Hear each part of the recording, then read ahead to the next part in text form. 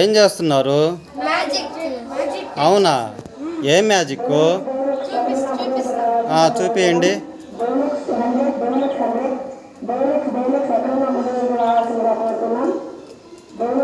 ఒరే స్టిఫ్గా పట్టుకో. పెన్ను గుచ్చారు, మరి వాటర్ ఎందుకు లీక్ కాలేదు? Wow, super.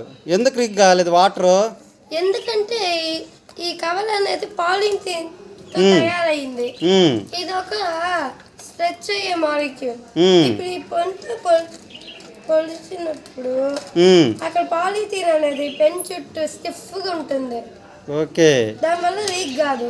సో ఈ ప్లాస్టిక్ అనేది ఒక పెద్ద చైన్ పాలిమర్ అన్నమాట. అవును.